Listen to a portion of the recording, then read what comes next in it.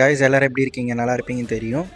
எனக்கு ரொம்ப கஷ்டமாக இருக்குது. எல்லாருக்குமே கஷ்டமாக தான் இருக்கும் அந்த மாதிரி ஒரு விஷயம். ஏன்னா ஜனநாயகன் வந்து போஸ்ட்போன் பண்ணியிருக்கிறாங்க.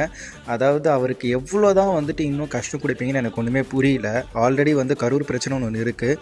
இன்னும் நிறைய பாலிடிக்ஸ் பிரச்சனை இன்னும் இருக்குது. இன்னும் ஒரு படம் நடிச்சிருக்காரு, இதான் லாஸ்ட்டு படம். அட்லீஸ்ட் அந்த படத்தை ரிலீஸ் பண்ண விடலாம் அப்படின்னு சொல்லி ஒரு டேட் ஃபிக்ஸ் பண்ணாலுமே சென்சார் இஷ்யூன்னு சொல்லிட்டு இவ்வளோ ஒரு இஷ்யூவை போட்டு விட்டு அந்த படத்தை நிறுத்தி வச்சுருக்கிறாங்க. அதாவது மொத்தமாக எத்தனை பேர் பார்த்துருக்காங்கன்னு தெரில. அதில் வந்து ஒருத்தவங்க மட்டும் வந்துட்டு வேண்டாம், இந்த படம் ரிலீஸ் ஆகக்கூடாது, நிறைய காட்சிகள்லாம் வந்துட்டு டெலீட் பண்ணணும் அப்படின்னு சொல்லியிருக்கிறாங்க. நிறையா பாலிடிக்ஸ்லாம் இருக்குன்னு. அதாவது அவர் பாலிடிக்ஸில் தான் இறங்க போகிறாரு. எம்ஜிஆர் நடிக்கும் போது இந்த மாதிரி எதுவுமே இல்லை. அந்த டைம்லலாம் வந்து எல்லாமே ரிலீஸ் ஆச்சு. விஜய் நடிக்கும் போது மட்டும் ஏன் இந்த மாதிரி பண்ணுறீங்க? 10 பேர் வந்து ஒருத்தரை வந்து எதுக்குறாங்கன்னும் போது அவர் வந்து சிங்கம் மாதிரி இருக்கிறாருங்க. உண்மையாக சொல்லப்போனால் சிங்கம் மாதிரி எல்லாத்தையும் ஃபேஸ் பண்ணிகிட்டு இருக்காரு.